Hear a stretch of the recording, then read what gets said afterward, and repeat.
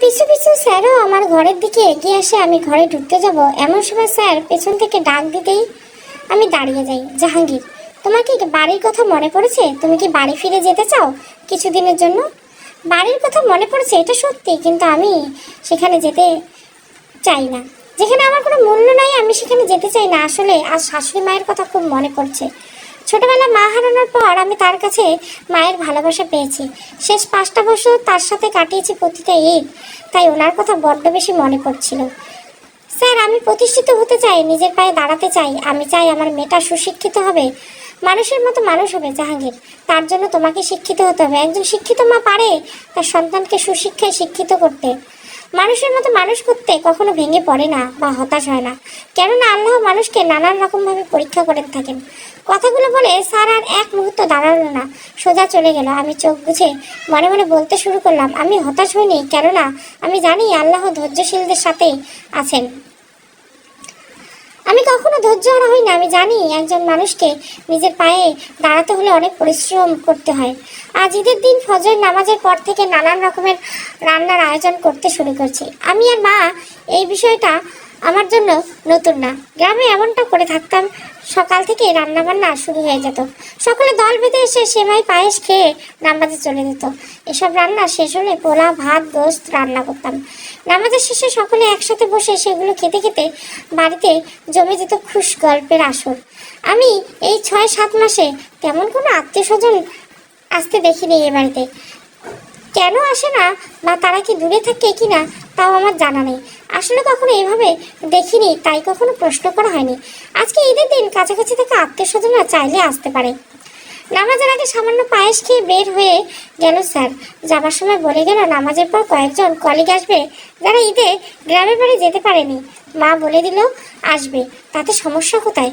যে কয়েকজন রয়েছে সকলেই যেন চলে আসে। আমি আর মা মিলে সব রান্না শেষ করে নিলাম। মা, এবার তাড়াতাড়ি ফ্রেশ হয়ে রেডি হন, ওরা আবার নামাজের পরে চলে আসবে। আমি রান্নাঘর থেকে বের হয়ে আসলাম। সাবাকে ঘুম থেকে উঠিয়ে গোসল করিয়ে ঈদের জন্য কেনাকাটা একটা ড্রেস পরিয়ে দিলাম। এরপর নিজে ওয়াশরুমে ঢুকলাম।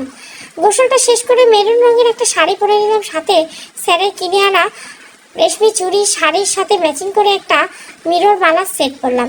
চোখে গাঢ় কাজল নিলাম। অনেকগুলো দিন নিজেকে এভাবে সাজানো হয় না। গ্রামে থাকতে মাঝে মাঝে সব কাজ শেষ হবার পর সাজগোজ করে বসে থাকতাম শাকিলের জন্য। অনেকে বলতো নারীরা রাতে একটু সাজগোজ করে স্বামীকে দেখাতে হয়, যেন স্বামীর দৃষ্টি সবসময় স্ত্রীর উপর থাকে, অন্যদিকে না সরে। আমি তো আপ্রাণ চেষ্টা করছি, মানুষ যা যা বলেছে তার সব কিছুই মেনে চলার চেষ্টা করছি। তারপরেও কেন আমার জীবনটা এমন হলো? শাকিল কেন আমাকে ছেড়ে ওইরকম একজন মহিলাকে বিয়ে করলো? এর উত্তর যে আমার জানা নেই। চোখের কোনো পানি জমে গিয়েছে। ড্রেসিং টেবিলের সামনে দাঁড়িয়ে শাড়ির আঁচল দিয়ে সে পানি মুছে নিলাম। এমন সময় কলিং বেলটা বেজে উঠলো। বুঝতে পারলাম স্যার এসেছে। তাড়াতাড়ি গিয়ে দরজা খুলে দিতে স্যার তার কলিগরা ভিতরে ঢুকে পড়লো। স্যারের কলিগরা সবার জন্য নানা রকম খেলনা নিয়ে এসেছে। সবার সেসব খেলনা নিয়ে খেলছে। আমি আর মা সবাইকে খাবার পরিবেশন করলাম। সবাই আজও খাবারের বেশ প্রশংসা করলো। খাওয়া শেষ হয়ে সকলে কিছু সময় রেস্ট করে বিদায় নিয়ে গেল। সকলে বসে টিভি দেখতে দেখতে স্যার বলল, রত্না তো আজ ছবির নায়িকার মতো লাগছে। স্যারের মুখে এমন কথা আশা করিনি, তাই লজ্জা পেয়ে গেলাম। তবু নিজেকে সামনে নিয়ে স্যারের দিকে তাকিয়ে বললাম, কোথায় আসমানে পড়ি আর কোথায় আমি? জাহাঙ্গীর, নিজেকে কখনো ছোট করে দেখবে না, বরং এটা ভাববে ওদের চেয়ে তুমি ভালো, তুমি সুন্দর, ওরা তোমার তুলনায় অসুন্দর। তবেই দেখবে তুমি বহুদূর এগিয়ে যেতে পারবে। তারপর মায়ের দিকে তাকিয়ে স্যার বলল, কাল সকালে আমি একটা ট্যুরে বেরোবো 2 দিনের জন্য, তাই সকলে মিলে আজ বিকেলের সাথে একটু ঘুরে বেড়াবো। তোমরা রেডি হয়ে নিও। মা, কোথায় যাবে ট্যুরে? জাহাঙ্গীর, এক কলিগের গ্রামের বাড়িতে যাব বেড়াতে। মা, তোকে দূরে কোথাও যেতে দিতে ইচ্ছে করে না, বুকের ভিতরটা কেমন কেমন লাগে। জাহাঙ্গীর, মা, এখন আর আমি সেই ছোট্ট নেই, বুঝলে? তোমার ছেলে অনেক বড় হয়েছে, নিজের ভালো মন্দ নিজেই বুঝতে পারে, বুঝলে মা? তবুও তোকে 2 দিন দেখবো না। জাহাঙ্গীর, মাত্র 2 দিনে তো ব্যাপার, দেখতে দেখতে কেটে যাবে। এখন তোমরা থাকো, আমি বাইরে থেকে আসছি। কথাটা বলে উঠে চলে গেল। মানুষটাকে আমার এখন খুব অদ্ভুত মনে হয়, যখন যা বলে তাই করে। কেন এই ঈদের সময় তাকে বাইরে বের হতে হবে? মায়ের সঙ্গে থাকতে তাকে সময় দিবে। ঈদের দিনগুলো আমাদের বেশ ভালোই কাটছিল। শাকিল ঈদের সময় আমাদের রেখে কোথাও যেত না, সারাদিন সময় দিত। আচ্ছা, শাকিল কি এখনো তেমনই আছে? তার দ্বিতীয় স্ত্রীকে আমাকে যেমন করে সময় দিত তেমনি করে সময় দেয়? শাকিল কি একটু আমার সাথে কথা সবার কথা মনে পড়ে না, নাকি সে সম্পূর্ণভাবে আমাকে ভুলে গিয়েছে? দুপুরের আগে এই স্যার চলে আসলো, এসে মাকে বললো দুপুরের খাওয়া দাওয়া করে বাইরে বের হয়ে যাবে, ঈদের সময় ঘোরার জায়গাগুলো তো প্রচণ্ড ভিড় হয়। মা বললো ঠিক আছে। খাওয়া দাওয়া করে আমরা বের হয়ে পড়লাম ঘোরার জন্য। মা স্যারের সামনে বসছে, আমি আর সাবা পেছনের ছেলে। অল্প সময়ের ভিতরে আমরা আসলাম শিশু পার্কে। স্যার গাড়ি পার্কিং করলো, আমরা সকলে গাড়ি থেকে নেমে পড়লাম। সত্যি অনেক সিরিয়াল ভিতরে ঢোকার জন্য। স্যার টিকিট সংগ্রহ করলো, তারপর গেটে যে দায়িত্বে থাকা লোকটার সাথে কথা বলে আমাদের ডাক দিল। আমরা যেতেই আমাদের আগেই ঢুকতে দিল। বুঝতে পারলাম উনি নিশ্চয় জানিয়েছে পুলিশের লোক, তাই আমাদের আগেই ঢুকতে দিল। ভেতরে ঢোকা সহজ হয়ে গেলেও কোনো রাইডে ওঠা ততটা সহজ হলো না।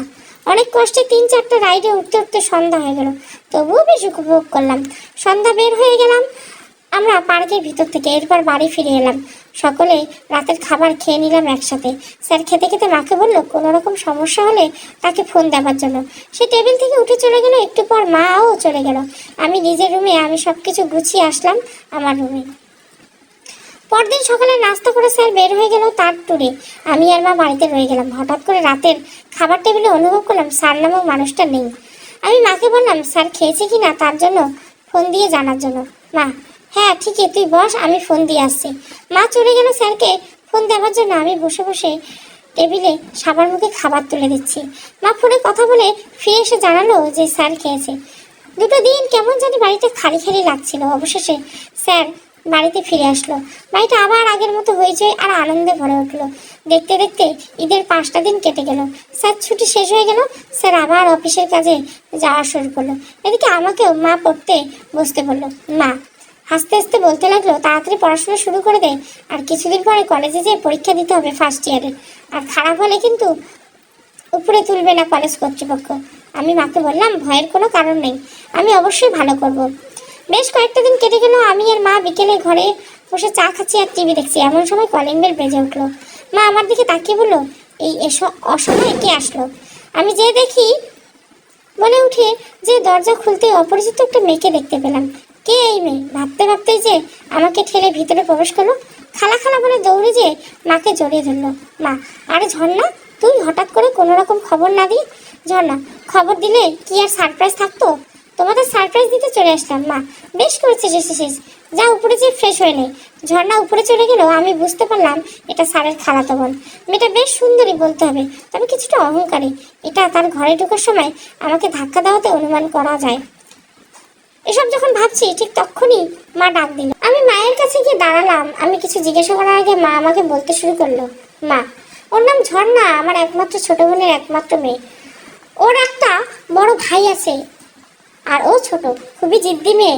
ছোটবেলা থেকে প্রচন্ড রকমের জিদ্দিও। ওর পুরো নাম পরিবার কুমিল্লায় থাকে, হুটহাট করে বেড়াতে চলে আসে। কখনো ঝর্ণা তো কখনো জাহিদ। বছরে 2 বছরে ওর বাবা মা আসে। তাছাড়া আমরাও মাঝে মাঝে কুমিল্লা বেড়াতে যাই। ধরতে গেলেও ঝর্ণা আমাদের 2 বোনের 1 মেয়ে। কথা বলতে বলতে ঝর্ণার উপর থেকে বলে উঠলো খালামণি খালামণি চা খাবো, চা কোথায়? আমি মায়ের দিকে তাকিয়ে বললাম আমি করে দিচ্ছি বলে সোফা থেকে সাবাকে কোলে তুলে নিয়ে রান্নাঘরের ভিতরে ঢুকে পড়লাম। চায়ের পানি গরম ছিল, তাই বানাতে বেশি সময় লাগেনি। অল্প সময়ের ভিতর চা বানিয়ে ডাইনিংয়ে নিয়ে দিই। ঝর্ণা চায়ে চুমুক দিতে দিতে বলে একে খালামণি, আগে তো কখনো দেখিনি, নতুন বুয়া রেখেছো নাকি? মা আরে না না বুয়া না, আসলে ও সমস্যায় পড়ে আমাদের এখানে আছে। ঝর্ণা বেশ কয়েকবার আমার দিকে তাকিয়ে ঘরে যৌবন ছিল তোমার, এত অল্প বয়সী মেয়ে বাসাতে বেশি দিন থাকতে দেওয়া কিন্তু ঠিক না, বুঝলে? ঝর্ণার করা ইশারা আমি ঠিকই বুঝতে পেরেছি, তাই সেখানে আর দাঁড়িয়ে থাকতে ইচ্ছে করলো না। আমার ধারণা ঠিকই ও শুধু অহংকারী না, ওর মনটাও কুৎসিত। মানুষ এত ছোট মনের হতে পারে আমার জানা ছিল না। মা কি সব উল্টোপাল্টা কথাবার্তা বলিস তুই? রত্না খুবই ভালো একটা মেয়ে, নামাজি নম্র ভদ্র। এখনকার যুগে এত ভালো মেয়ে চোখে দেখা যায় না, বুঝলি? ঝর্ণা ভালো হলেই ভালো। আমি সাবাকে নিয়ে সেখান থেকে চলে আসলাম। এই মেয়ের কথা শুনতে আমার বিন্দু পরিমাণ ইচ্ছে করছে না। নিজের রুমে এসে সাবাকে কোলে নিয়ে পড়তে বসলাম। ইদানিং সাবাও খুব জ্বালাচ্ছে। পড়াতে বসলে বই নিয়ে হাত থেকে নিয়ে টানাটানি করছে। যতই বড় হচ্ছে ততই জ্বালাতন করেই চলছে। আর কিছুদিন পর ও 3 বছর পূর্ণ হবে। দেখতে দেখতে মেয়েটা বড় হয়ে যাবে। সন্ধ্যার পর কলিং বেল বেজে উঠলো। আমি ভালো করে বুঝতে পারলাম স্যার এসেছে। যেহেতু ঝর্ণার মা সেখানে আছে তাই আর উঠতে ইচ্ছে করলো না। কিন্তু পরপর আরো 2বার যখন কলিং বেল বেজে উঠলো তখন বুঝতে পারলাম রুমে হয়তো কেউ নেই, তাই দ্রুত সাবাকে কোলে নিয়ে রুম থেকে বের হয়ে দরজা খুলে দিলাম। আশেপাশে তাকিয়ে দেখলাম মা আর ঝর্ণা নেই। তাহলে কোথায় গেল দুজন? জাহাঙ্গীর, কি ব্যাপার দরজা খুলতে এত দেরি হলো যে? স্যার পড়তে বসেছিলাম আর মা আর আপনার খালাতো বোন ঝর্ণা ডাইনিংয়ে বসেছিল, ভাবলাম ওনারা হয়তো আছে তাই আসেনি। জাহাঙ্গীর, কি ঝর্ণা এসেছে?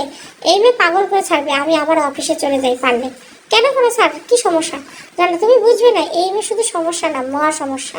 স্যারের মুখে এমন কথা শুনে আমার প্রচন্ড হাসি পেল, নিজেকে সামলে নিলাম। জাহাঙ্গীর, এই মেয়ে আস্ত একটা পাগলি। বলতে বলতে স্যারের উপরে উঠতে শুরু করলো। স্যার উঠে যাবার পর আমি সাবাকে নিয়ে আরেকবার রান্নাঘরে চলে গেলাম। স্যারের জন্য চা বানিয়ে নিয়ে আসার জন্য চা রেডি করে নাস্তা সহ ডাইনিংয়ে রেখে সোজা নিজের রুমে চলে আসলাম। বিছানার উপরে খেলনা দিয়ে সাবাকে বসিয়ে দিয়ে নিজে আবারও বই নিয়ে পড়তে বসলাম। বেশ ভালোই দিনকাল কাটছে শাকিলের। নতুন বউয়ের সাথে গত 12 দিন শ্বশুর বাড়িতে, আর কিছুদিন সময় আগে বাড়ি ফিরছে। এদিকে শাকিলের মা পাশের বাড়িতে যে বসে গল্প করছে। গত 5টা বছর রত্না কখনো শাশুড়িকে একা রেখে কোথাও যায়নি, যেখানে গিয়েছে সেখানেই নিয়ে গেছে, তাই কখনো একা একা লাগেনি। কিন্তু এবার যখন শাকিলের বউকে সঙ্গে নিয়ে শ্বশুরবাড়ির পথে রওনা হলো, একটা বারের জন্য জানতে চাইলো না, মা তুমি কি যাবে? তখনই তার হৃদয়ের ভিতরটা ক্ষতবিক্ষত হয়ে যায়। শাকিল তার বউ বের হয়ে যাবার পর রত্না রত্না বলে কেঁদে বালিশ ভিজিয়ে ফেলে।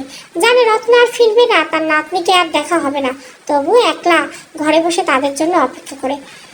আর কিছুক্ষণ পর পর আনমনে বলতে থাকে, তুই তোর পাপের শাস্তি পাবি শাকিল, তুই একদিন একা হয়ে যাবি, কাউকে পাবি না আপন তোর দুঃখের দিনে। যেমন আজ আমি একা হয়ে কাঁদছি, একদিন তুইও কাঁদবি। আরও নানান রকম কথা বলতে বলতে প্রথম 2-3 দিন কেটে যায় একা একা, কিন্তু আর ভালো লাগছিল না একা একা জীবন। তাই পরদিন থেকে এর বাড়ি ওর বাড়ি ঘুরে ঘুরে গল্প করে করে দিন পার করতে থাকলো। দিনগুলো এভাবে কেটে গেল, রাতগুলো বেশ লম্বা লেগেছে, একলা বাড়িতে ভীষণ একলা লেগেছে। এভাবে গত 12টা দিন কাটিয়েছে উনি।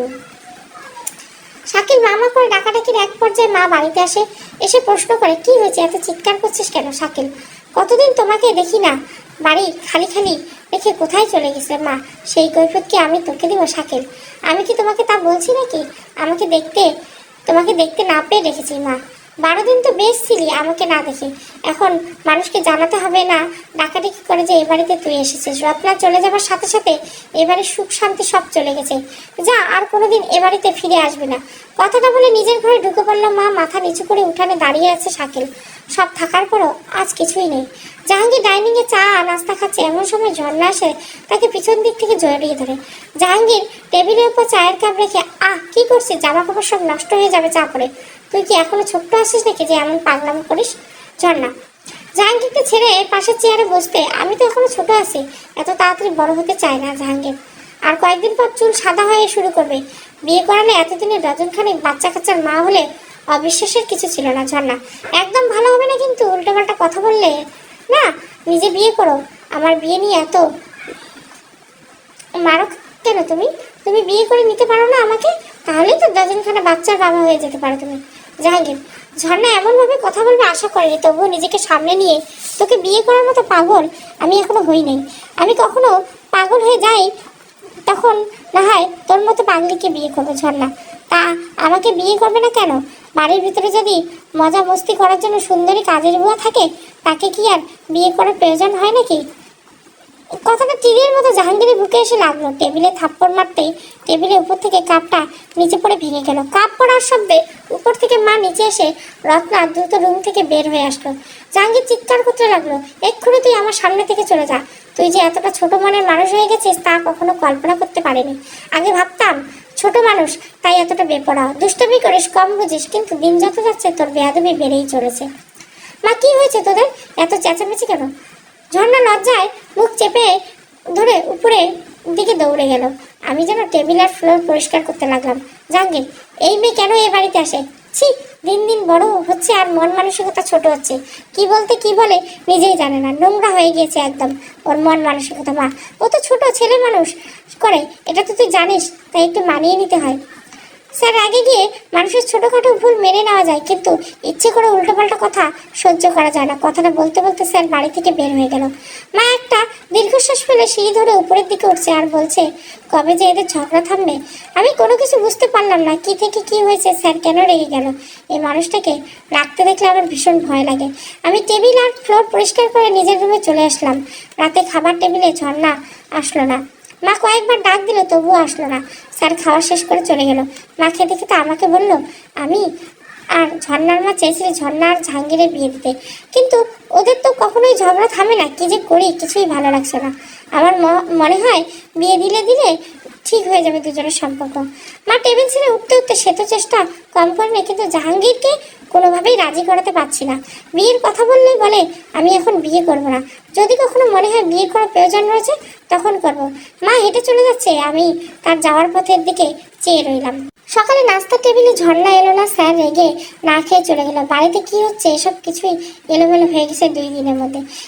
এই বাড়িতে বউ হয়ে আসলে সত্যি অশান্তির শেষ হবে না স্যারের জীবনে। কথাগুলো মনে মনে ভাবছিলাম, এমন সময় ঝর্ণা নিচের ব্যাগ গুজিয়ে নিচে নামতে শুরু করলো। মা খাবার টেবিল থেকে দাঁড়িয়ে গেল।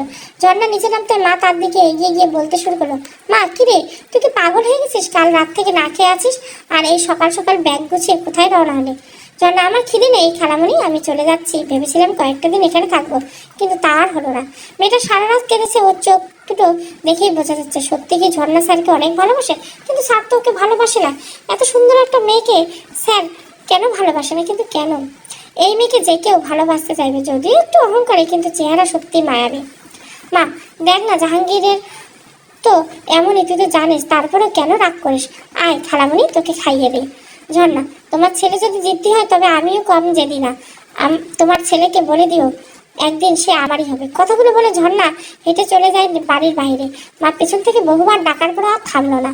মা একা একে বলতে শুরু করলো যে আজকালকার ছেলে মেয়ে সব সমান, কেউ কাউকে এতটুকু ছাড় দিতে চায় না। উফ, আমি যে কি করি। বলতে বলতে মাথায় হাত দিয়ে ডাইনিংয়ের চেয়ার টেনে বসলো। মা মন খারাপ করবেন না, সব ঠিক হয়ে যাবে একদিন, দেখবেন। স্যার একটু রাগেই, আমরা সকলে জানি। আসলে দুজন রাগের সমস্যা এই এক জায়গায়, একজন রাগ করলে আরেকজনকে একে নরম হতে হয়, তাহলে সব কিছু ঠিকঠাক থাকে। কিন্তু এদের দুজনের মাথা গরম। সময় হোক, দেখবেন সব ঠিকঠাক হয়ে যাবে। আর তাছাড়া ঝর্ণা পড়ালেখা এখনো শেষ হয়নি, পড়ালেখা শেষ হোক, তাহলে 2 পরিবার বসে কথা বলে বিয়ে দিয়ে দিবেন দুজনকে। মা চেয়ার থেকে উঠে দাঁড়াতে দাঁড়াতে, আমার কোনো কিছুই ভালো লাগছে না, আমি একটু বিশ্রাম করব বলতে বলতে সিঁড়ি ধরে উপরে উঠতে শুরু করলো। আমারও মাথাটা কেমন ঘুরছে। এমন বদমেজাজি মানুষ এরা দুজন, যে এদের সাথে কেউ থাকলে সত্যি সত্যি মাথা নষ্ট হয়ে যাবে।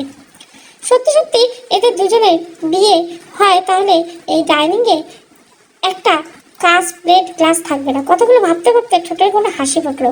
সাবাকে চেয়ারে বসিয়ে দিয়ে আমি টেবিলে থাকা খাবারগুলো ঢেকে সাবাকে নিয়ে নিজের রুমে চলে আসলাম। আজ খুব করে শাকিলের কথা মনে পড়ছে। আমাদের 5 বছর সংসার, কোনোদিন ঝগড়া লাগেনি। বিয়ের কিছুদিন পর আমার জন্য লুকিয়ে লুকিয়ে শাড়ি, চুড়ি, সাজুগুজু করার নানা রকম জিনিস কিনে এনে দিত। আমি আবার তা আম্মাকে দেখাতাম। আম্মা দেখে শাড়ির আঁচলে মুখ ঢেকে বলতো, পাগল ছেলে আমার, একটা বউ পাগলা। আচ্ছা, শাকিল কি এখনো বউয়ের জন্য পাগল? কথাগুলো ভাবতে ভাবতে দুপুরে চোখের পানি টপ টপ করে বইয়ের পাতার উপর পড়লো। তো চোখে এর পানি মুছে নিয়ে একা একে বলতে থাকলাম, আমি তার কেউ না, আমি তার কেউ না, তার জীবনে নতুন কেউ এসেছে, সেই সব।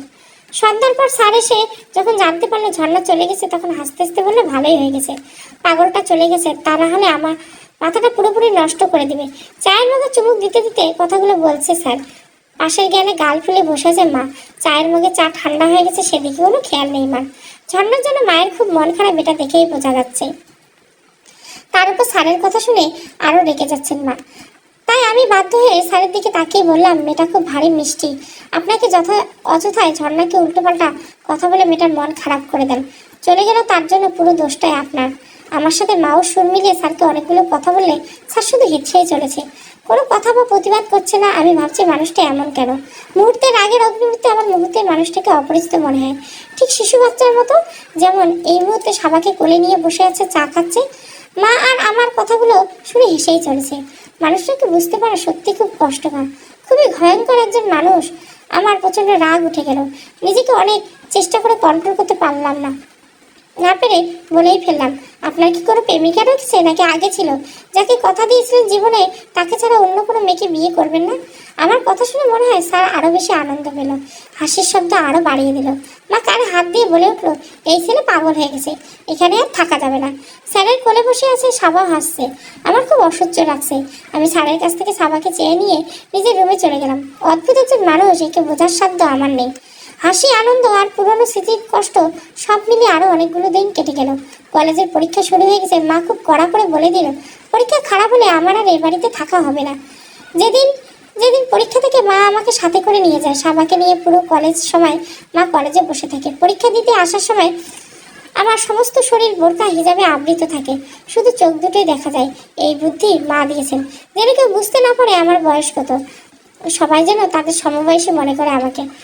সহজেই যেন পরীক্ষার হলে সকলের সাথে মিলে যেতে পারি, সেজন্য মা এই বুদ্ধি করছে। আমারও এই বুদ্ধিটা ভীষণ পছন্দ হয়েছে।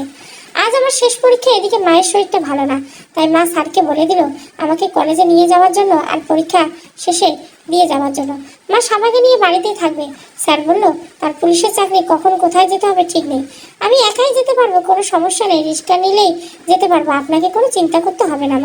মা তুই বললে হলো নাকি? চিন্তা করতে হবে না? কি চিনিস আর কি জানিস এই শহর সম্পর্কে?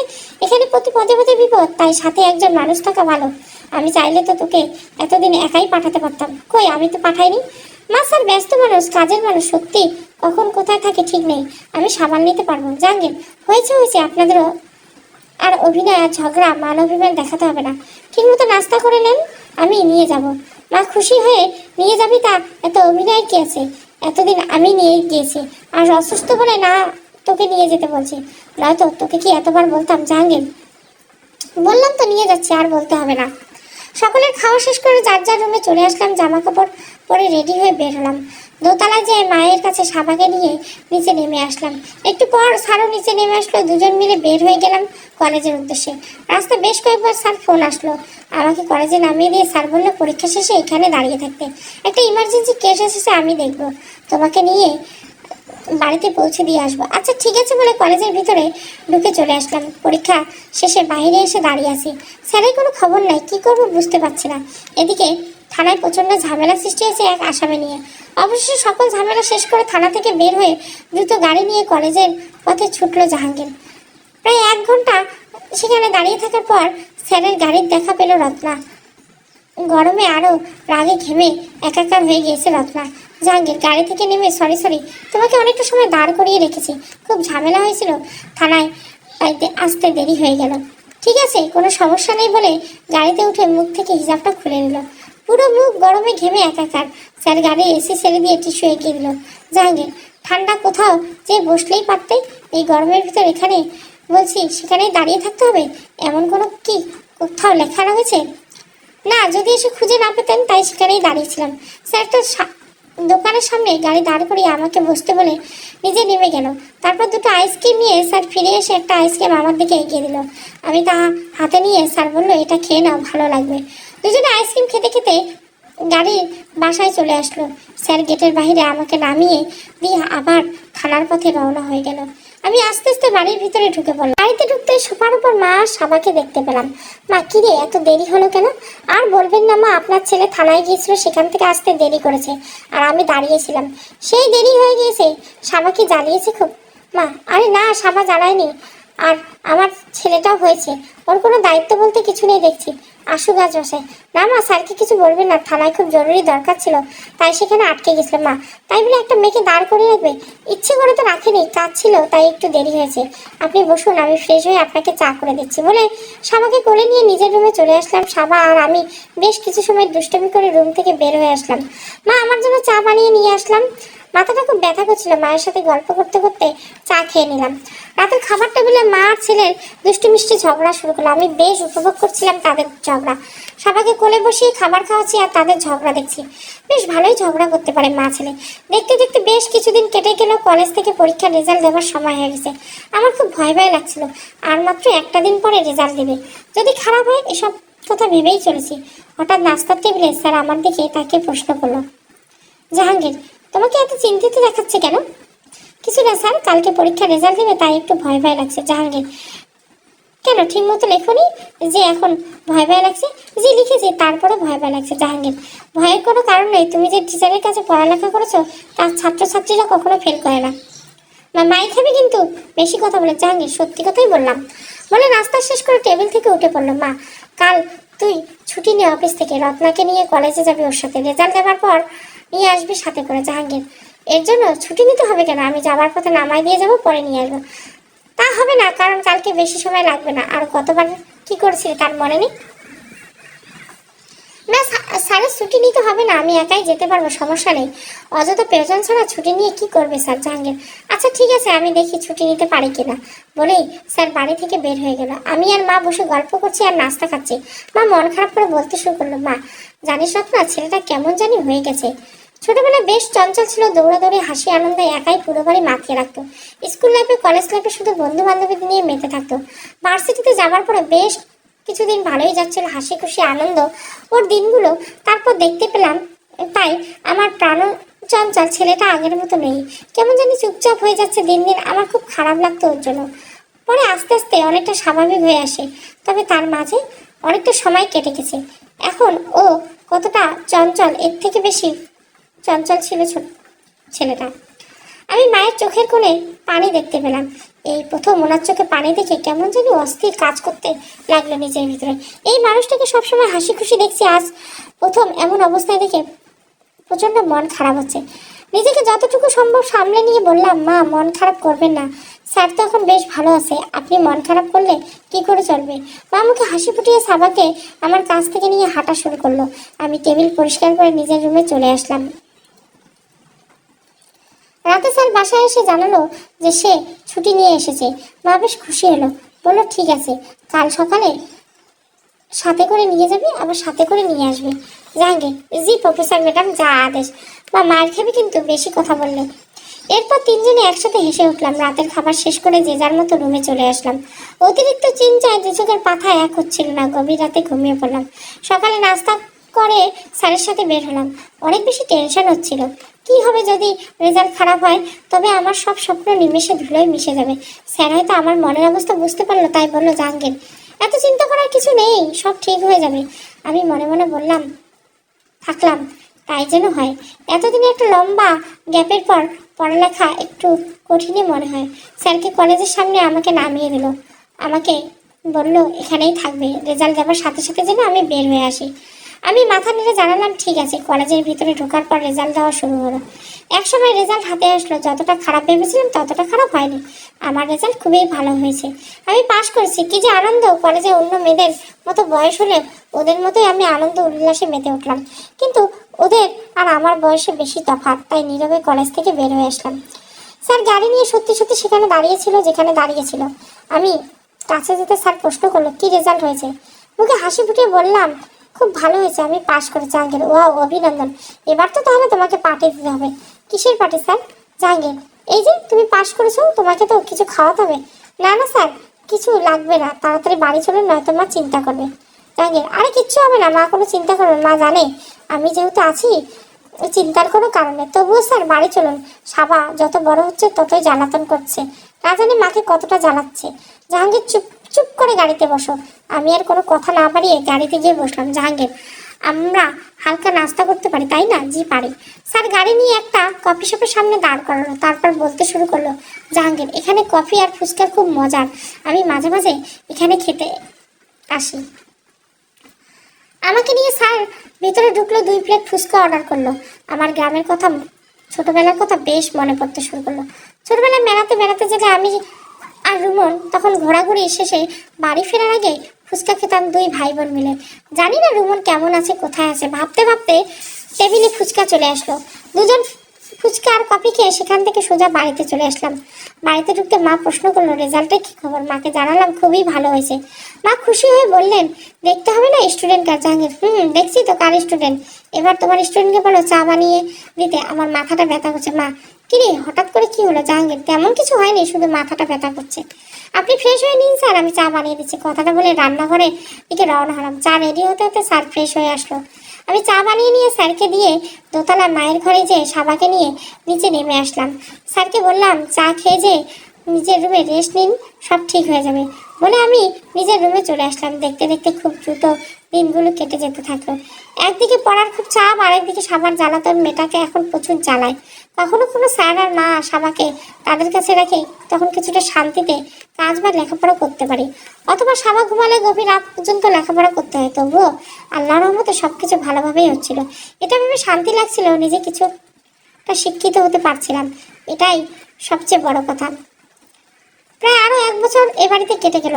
সাবা এখন অনেকটা বড় হয়ে গিয়েছে, 4 বছর বয়স হয়ে গেছে ওর। আর এদিকে আবারও আমার এক্সাম চলে এসেছে। গত বছরের মতো এবছরও মা আমাকে সাথে নিয়ে পরীক্ষার হলে আসে। এবছর আমার প্রস্তুতি আল্লাহর রহমতে খুবই ভালো, এবং আমি বিশ্বাস করি আল্লাহ সহায় হলে আমার রেজাল্ট ভালো আসবে। মা আমার প্রস্তুতি দেখে খুব খুশি হয়েছে। দেখতে দেখতে পরীক্ষা শেষ হয়ে গেল, আর এ বাড়িতে আমার 2 বছরের বেশি সময় পার হয়ে গেল। রাতে খাবার টেবিলে বসে মা আমার দিকে তাকিয়ে বলে, রত্না, যদি পরীক্ষার ভুল করে খারাপ হয় তাহলে কোথাও থেকে একটা পাত্র খুঁজে নিয়ে এসে বিয়ে দিয়ে দেব। আমি হাসতে হাসতে বলেই দিলাম, আমাকে বিয়ে দিয়ে তাড়াতে পারবেন না আপনারা, কারণ আমি জানি আমার পরীক্ষা ভালো হয়েছে আর রেজাল্টও খুব ভালো হবে। জাহাঙ্গীর, হলেই ভালো, না হলে আম্মুর সাথে আমিও একমত, তোমার বিয়ে দিয়ে দিব। দুজনের কথা শুনে মনটা খারাপ হয়ে গেল। সাবা আমার জামা টান দিয়ে বললো, আম্মু পানি খাবো। আমি সাবাকে পানি ঢেলে দিলাম গ্লাসে, আর মনে মনে বলছি, সত্যি যদি পরীক্ষা খারাপ হয়। অনেকটা ভয় নিয়ে রাতে ঘুমাতে আসলাম, সেই সাথে মনটাও খারাপ জানি হয়ে গেল। এই 2 বছরে কখনো আমার এতটা খারাপ লাগার অনুভূতি হয়নি। আজ মা আর স্যারের বিয়ের কথা বলাতে এমনটা হয়েছে যে আমি খুবই ভালো করে বুঝতে পারছি, হয়তো মানুষগুলোকে অনেক বেশি আপন করি বলে এতটা খারাপ লাগছে। সাবা ঘুমিয়ে পড়েছে, আমি ওর মাথায় হাত বুলিয়ে দিচ্ছি। মেয়েটা সেই ছোট্ট ছিল যখন এই বাড়িতে নিয়ে এসেছিলাম, আর এখন পুরো বাড়ি সব দৌড়ে বেড়ায়। সারাদিন মামা করে ডাকতে থাকে, স্যারকে ভাঙা ভাঙা শব্দে আঙ্কেল আঙ্কেল বলে ডাকে, আর আমার মাকে নানু নানু বলে ডেকে বেড়ায়। 2 বছরের বেশি সময় শাকিল, মা, রুমন, চাচা চাচি কারোর সাথে কোনো যোগাযোগ নেই। মানুষগুলো মাঝে মাঝেই মনে পড়ে, জানি না এই মানুষগুলোকে আমাকে মনে করে কিনা। একটা সময় ঘুমিয়ে পড়লাম। পরদিন সকালে নাস্তার টেবিলে স্যার বলল, জাহাঙ্গীর, রত্না আমি সাথে করে নিয়ে যাচ্ছি, আজ অফিস থেকে ছুটি নিয়েছে মা। আমি আর সাবাও যাবো তাহলে সাথে। জাহাঙ্গীর, বেশ তো যাবে, ভালোই হলো, অনেকদিন সকলে একসাথে বের হয় না। মা, নাস্তা শেষ করে আমি রেডি হয়ে আসছি, আমার জন্য অপেক্ষা কর। স্যার বসেন, আমি সাবাকে রেডি করে নিয়ে আসছি বলে ডাইনিং থেকে চলে আসলাম নিজের রুমের দিকে। ড্রয়ার খুলে সাবার সামনে নতুন জামা কাপড় বের করে পড়াচ্ছি। এমন সময় দরজার সামনে এসে স্যার দাঁড়িয়ে। জাহাঙ্গীর, রত্না একটু বাইরে আসবা? জি স্যার, আসছি। সাবাকে খাটের উপর রেখে দ্রুত দরজার সামনে এসে দাঁড়ালাম। স্যার বলেন। জাহাঙ্গীর, কিছু না। তাহলে ডাক দিলেন কেন, কিছু লাগবে? না না, তেমন কিছু না, এমনিতে ডাক দিয়েছি। কথাটা বলে একটা শপিং ব্যাগ আমার দিকে এগিয়ে দিল। এটা কি স্যার? জাহাঙ্গীর, এটা তোমার জন্য উপহার, জানি পরীক্ষায় পাশ করবে তাই অগ্রিম দিয়ে রাখলাম, এটাই পরে আজ বের হবে বলে হাঁটা শুরু করলো। খুব বলতে ইচ্ছে করলো, যদি সত্যি সত্যি পরীক্ষা খারাপ হয় তখন কি সত্যি সত্যি বিয়ে দিয়ে দিবেন? তার আগে মানুষটা চলে গেল। আমি আবার রুমের ভিতর ঢুকে শপিং ব্যাগটা খুলে আকাশি আর সাদা রঙের একটা সুতির শাড়ি বের হয়ে আসলো। খুবই সুন্দর দেখতে শাড়িটা। সাবাকে রেডি করে দিয়ে বললাম, বাইরে আজ আঙ্কেল বসে আছে, তুমি তার কাছে যাও, মা রেডি হয়ে আসছে। সাবা দৌড়ে বের হয়ে গেল রুমের ভেতর থেকে। আমি স্যারের দেওয়া শাড়িটা পরতে শুরু করলাম।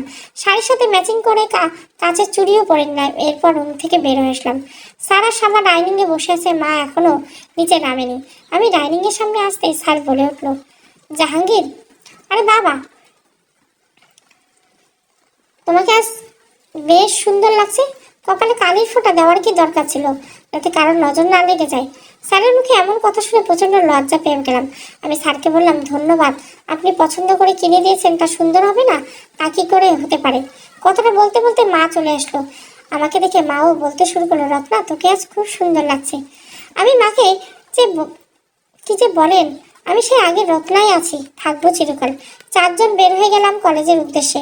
আজ স্যার সাবাকে গাড়ির সামনের সিটে বেল পরিয়ে বসেছে। আমি আর মা পেছনে বসে গল্প করছি। গাড়ি এগিয়ে চলছে কলেজের দিকে। মা চলছে রেজাল্ট ভালো হলে আমাকে ভালো প্রাইভেট ভার্সিটিতে ভর্তি করে দেবে, তাহলে কোনো ঝামেলা ছাড়াই পড়ালেখা এগিয়ে চালাবো। কথা বলতে বলতে গাড়ি চলে আসলো কলেজের সামনে। মা আর আমি পেছন থেকে নেমে দাঁড়ালাম। স্যার বের হয়ে পাশে এসে সাবাকে বের করে দিলে আমাদের সাথে দাঁড়ালো। মা, চলো সবাই প্রিন্সিপালের রুমে যেয়ে বসি, এখনো বেশ কিছুটা সময় বাকি আছে রেজাল্ট হতে। সকলে মিলে অফিসের রুমে বসলাম। মা আর প্রিন্সিপাল স্যার গল্প জুড়ে দিল। আমি আর স্যার খুব মনোযোগ দিয়ে তাদের গল্প শুনছি। বেশ কিছু সময় পর পিয়ন এসে স্যারকে ডাক দিল। স্যার অফিস রুম থেকে বের হয়ে গেল। পুরো কলেজের স্টুডেন্টদের দিয়ে পরিপূর্ণ হয়ে গেল। কিছু পরেই হই হুল্লোড় শুরু হলো। মা বলল, আস্তে আস্তে বেরোয়, কিছুটা ভিড় কমুক, এত ভিড়ের মধ্যে যেতে পারবো না। প্রায় 10 মিনিট পর সকলে রুমের ভিতর থেকে বেরোলাম। কিছুটা ভিড় কমার পর আমার বুকের ভিতর দুরু দুরু শব্দ হচ্ছে, তা আমি বেশ বুঝতে পারছি। আমি শুধু শুধু আল্লাহ আল্লাহ করছি, কি যে হবে এটা ভেবে। না, বিয়ে নিয়ে কোনো চিন্তা নেই, কারণ আমি বিয়ে করতে চাই না। একবার তো জীবনে বিয়ে করেছি, কিন্তু আমাকে প্রতিষ্ঠিত হওয়ার জন্য পড়ালেখাটা চালিয়ে নিতে হবে, আর তার জন্য আমাকে পাশ করতে হবে, নয়তো এতটা পরিশ্রম এত কষ্ট সব বৃথা যাবে। ভাবতে ভাবতে এসে দাঁড়ালাম বোর্ডের সামনে, যেখানে রেজাল্ট আনানো হয়েছে। ভয়ে ভয়ে আমি চোখ খুলতে পারছিলাম না। অনেক কষ্ট করে যখন চোখ মেলে তাকালাম, তখন আমার চোখের কোণে পানি জমে আসলো। আমি রোল নাম্বার মেলাতে শুরু করলাম। স্যার পেছনে দাঁড়িয়ে বলল, ভয় পেও না, সব ভালো হবে। একসময় রোল নাম্বার খুঁজে পেলাম। আমি পাশ করছি, খুব ভালো করে পাশ করছি। আমিও আরো কয়েকবার ভালো করে মিলিয়ে নিয়ে মাকে জড়িয়ে ধরে কান্না করে দিলাম। বললাম, আমি পাশ করেছি। মা স্যার দুজনে বেশ খুশি হলো। মা, কান্না করছিস কেন? আজকে তো তোর আনন্দের দিন, আজ তো খুশি হবার দিন, তোর পরিশ্রম সার্থক হয়েছে। আমি মাকে আরো শক্ত করে জড়িয়ে ধরে বললাম, সব আপনার জন্য হয়েছে, আপনাদের ঋণ আমি এই জীবনে শোধ করতে পারবো না। জাহাঙ্গীর, আজ খুব আনন্দের দিন, ঘুরে বেড়াবে সারাদিন, চলো সকলে চলো। স্যারের কথা মতো আমরা কলেজ থেকে বের হয়ে সারাদিন ঘোরাঘুরি, বাইরে খাবার, রাতে বাসায় ফিরে আসলাম। রুমে যাবার আগে মা বলল, এবার ভালো একটা ভার্সিটিতে ভর্তি করিয়ে দিতে পারলে আমার দায়িত্ব শেষ। মা, আপনি কি বলেন এসব? ভার্সিটিতে ভর্তি হতে তো অনেক টাকা পয়সা লাগবে। দরকার নেই আমার ভালো ভার্সিটিতে ভর্তি হওয়া, তার চেয়ে সরকারি ভার্সিটিতে ভর্তি হওয়া যাবে। আমি জানি আমি চেষ্টা করলে কোথাও না কোথাও চান্স পেয়ে যাব। মা, ওসব নিয়ে তোকে ভাবতে হবে না। সরকারি ভার্সিটিতে ভর্তি হতে কোথাও না কোথাও চান্স পেলে তখন কোথায় থাকবি, কোথায় খাবি, আমি আশেপাশে ভালো একটা ভার্সিটিতে ভর্তি করিয়ে দিব। এখন তো সাবা বড় হচ্ছে, তুই ভার্সিটিতে রেগুলার চাইলে ক্লাস করতে পারবি। বলতে বলতে উপরে উঠে গেল। আমি সাবাকে নিয়ে নিজের রুমে চলে আসলাম। ফ্রেশ হয়ে সাবাকে নিয়ে বিছানায় শুয়ে চিন্তা করলাম, মা যা বলেছেন ঠিকই বলেছেন, কেননা আমারও আর কোনো আশ্রয় নেই এখন। মা, আমার লেখাপড়ার দায়িত্ব নেবার মতো কেউ নেই, তাই আমাকে প্রাইভেট ভার্সিটিতে পড়া ছাড়া আর কোনো উপায় নেই। কিন্তু অনেকগুলো টাকার ব্যাপার। ভাবতে ভাবতে একসময় সাবাকে নিয়ে ঘুমিয়ে পড়লাম। বেশ কিছুদিন কেটে গেল এভাবে। অবশেষে মা আমাকে একটা প্রাইভেট ভার্সিটিতে ভর্তি করে দিল। বাড়িতে খুব কাছে, হেঁটে যেতে 10 মিনিটের মতো লাগে। আমার জন্য বেশ ভালোই হলো। মা কথা বলে রেখেছিল আমি সপ্তাহে 3 দিন ক্লাস করব। স্যারও বাড়ির কাছে হওয়াতে বেশ খুশি হয়েছেন। আমি ভার্সিটিতে ক্লাস করতে শুরু করলাম। যে কয়দিন ক্লাস করি সে কয়দিন সাবাকে মা দেখে রাখেন। মাঝে মাঝে স্যার আমাকে ভার্সিটিতে নামিয়ে যান। সেদিন আমার সকালে ক্লাস থেকে মানুষটার প্রতি আমার বিশেষ ধরনের একটা মায়া জন্মে গিয়েছে। এই মায়ার নাম কি আমি জানি না, তবে মানুষটার জন্য সত্যি মায়া জন্মে গেছে। এই মায়ের নাম ভালোবাসা কিনা আমি জানি না। যদি ভালোবাসা হয় তবে সে মায়া, যে ভালোবাসাকে আমার গলা টিপে হত্যা করতে হবে, কারণ আমি যে তার যোগ্য না। দুজনের মাঝে আসমান জমিন ফারাক। আমি বিবাহিত, এক সন্তানের জননী, তারা অবিবাহিত, দেখতে সুদর্শন। তার চেয়ে বড় কথা, আমি এবারই একজন আশ্রিতা। আসমান আর জমিন কখনো এক হতে পারে না, যেমন আমি আর স্যার। তাই প্রতিনিয়ত নিজের মনকে বুঝিয়ে রাখি। ইদানিং স্যারের আশেপাশে যেতে ভীষণ লজ্জা লাগে। মানুষের চাহনিতে এক প্রকার ভালোবাসা আমি দেখতে পাই, তাই প্রচন্ড ভয় লাগে আমার। মা মাঝে মাঝে বলে, ঝর্ণার পড়ালেখা আর কিছুদিনের ভিতর শেষ হয়ে যাবে, কিন্তু ছেলেটাকে কোনোভাবে রাজি করাতে পারছি না বিয়ের জন্য। এদিকে আমারও বয়স হচ্ছে, আমার কিছু একটা হয়ে গেলে ছেলেটা যে একেবারে একলা হয়ে যাবে। ছেলেটা কোনোভাবেই যেন বোঝাতে চায় না। মায়ের কথা শুনলে হৃদয়টা ফেটে যায়। নিজেকে সান্ত্বনা দিয়ে বলে, এই বাস্তবতা আজ হোক কাল হোক ঝর্ণা আর স্যারের বিয়ে হবে। দেখতে দেখতে এভাবে আরও 2 বছর কেটে যায়। মা ইদানিং আমারও বিয়ে দিতে চায়। আমি মাকে অনেকবার বলেছি আমি বিয়ে করতে চাই না, আল্লাহ আমাকে যেভাবে রেখেছেন ভালো রেখেছেন। মা আমার সেসব কথা শুনতে চান না। মা বলেন, মেয়ে মানুষ আর কত একলা থাকবি, যদি কখনো এখান থেকে তোকে চলে যেতে হয় তখন একলা মানুষ তুই পুরো পৃথিবীর সাথে লড়াই করে টিকে থাকতে পারবি না। পৃথিবী অনেক কঠিন। দেখতে দেখতে জানুয়ারি মাস চলে গেল। স্যার আর মা মিলে সাবাকে স্কুলে ভর্তি করে দিল। সাবা এখন অনেক কিছু বুঝে, আমি অনেক বুঝিয়ে রাখার চেষ্টা করি, তবুও মেয়ে সারাদিন নানু নানু করে বাড়ি বাঁধিয়ে রাখে। মাঝে মাঝে এই নিয়ে মা বলেন, আমার ছেলেটা সময় মতো বিয়ে হলে সাবার বয়সে নাতি নাতি থাকলো আমারও। মা, আপনার অনেকদিন কুমিল্লায় যান না, আপনার বোনের বাড়িতে যে ঘুরে আসুন। ঝর্ণারও লেখাপড়া শেষের দিকে। ঝর্ণা রাগ করে এ বাড়িতে আসে না, যাওয়ার পর স্যার মন পরিবর্তন হতে পারে। মা, এটা তুই ভালো বলেছিস, দেখি জাহাঙ্গীর কি বলে। কথাটা যতটা সহজে বলেছি ঠিক ততটা সহজে হৃদয়টাকে মানাতে পারছি না। প্রচন্ড খারাপ লাগলো। আল্লাহর নিকট প্রতিটা মোনাজাতে প্রার্থনায় বলি, নিষিদ্ধ জিনিসের প্রতি আমার মায়া বাড়িয়ে দিও না, যা আমার নয় তার প্রতি আমাকে আকৃষ্ট করো না। 3-4টায় কেটে গেল। হঠাৎ মা এসে বলল, স্যার রাজি হয়েছে কুমিল্লা যাবার জন্য। মাকে খুশি দেখে আমারও ভীষণ ভালো লাগলো। আমি বললাম, এবারে কিছু একটা হবে। মা খুশি মনে বলল, আমিও চাই কিছু একটা হোক। চলবে হারানোর সুখ 3য় পর্ব। ভালো লাগলে অবশ্যই লাইক, শেয়ার এবং সাবস্ক্রাইব করবেন। Thank you for watching.